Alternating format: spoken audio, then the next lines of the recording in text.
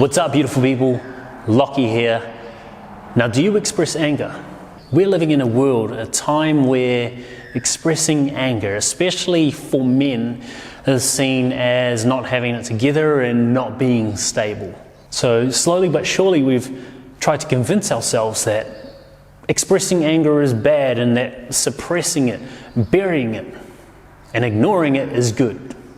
Well, if that suppression is just you limiting yourself and just you doing so until you get home to express it in a positive or constructive way, then good on you. Fair play to you, keep doing you.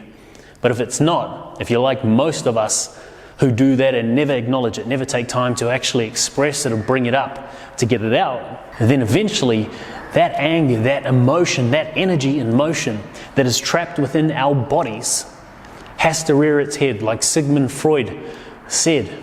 And that's what I want to save you from.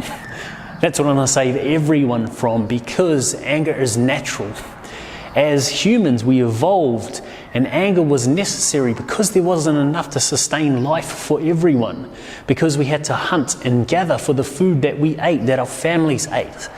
And so anger helped us, especially when we needed to protect our families, when we needed to protect ourselves.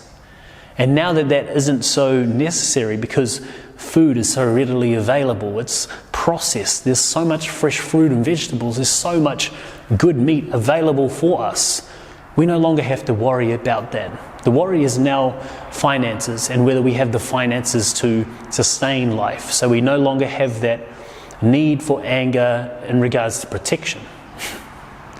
But because of that, we've suppressed it. And with this in mind, without going on too much of a rant or a tangent, I've got an exercise for you to try. It's called the 5-minute rule. This was something I've taken out of a book called The Miracle Equation, I think. Yeah, Miracle Equation. And essentially what it is when you feel that anger bubbling up, if you have a space to do so, you go and find yourself a space where you can set a timer to 5 minutes, the 5-minute rule, and you be as angry as you need to be, as long as it is positive and constructive. We don't want it to be toxic, negative, or destructive in regards to hurting others or hurting ourselves. So for me, pillows have become my best friend. When I set that 5 minutes for the 5-minute rule, I'll go into the room, I'll grab my pillow, I'll throw it at the wall, I'll punch the pillow. And what I'll find is by about the 3-minute mark, when that timer is ticking down, it'll hit 3 minutes and I'll be like, what am I supposed to do for 3 more minutes? I feel like the anger's gone. Can I still be angry? And I'll try and punch the pillow, I'll try and throw it, I'll try and curse or do something aggressive like primal scream. Nothing.